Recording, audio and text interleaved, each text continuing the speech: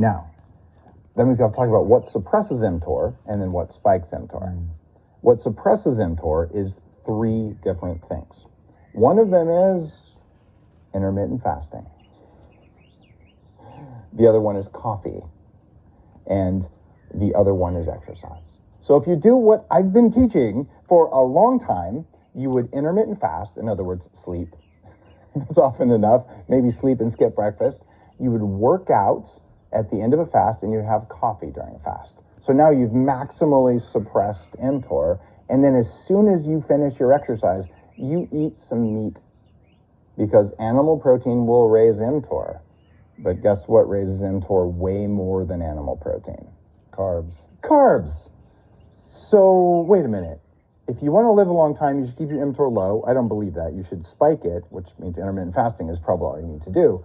But you'd have to be on a carb-free diet that was also low in animal protein. So all you would eat is what? Vegetarian protein, which is full of phytic acid, which is full of enzyme disruptors, protein enzyme disruptors, and all the other well-known problems with highly processed plant-based proteins. Oh, and you shouldn't have the plant-based fats because those are bad for you too, the omega-6 oils. This is not a diet that anyone would want to do. It's akin to the old anti-aging people who would say, I'm cold and thin all the time, but I finally got used to eating 70% of the calories I actually need. I hope I'm going to live longer, until the rat studies show that it didn't work. So if you want to live a long time and feel amazing, don't spike your blood sugar very often. I'm wearing a continuous glucose monitor right here on my stomach. That's from Levels.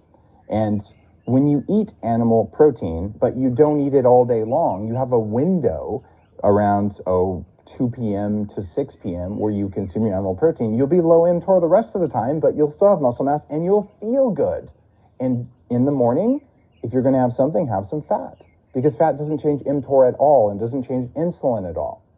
So you can be compatible with what David Sinclair says, but you have to be more afraid of carbs than animal protein if you're going to use mTOR as your guiding light.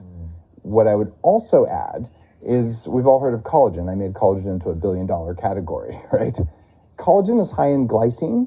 Glycine is the amino acid that balances out the 2 problematic amino acids in animal protein. They're called methionine and tryptophan. So if you take some collagen or some glycine supplements with your meat during your eating window, you're likely going to undo the damage from those amino acids that raise your mTOR. Sounds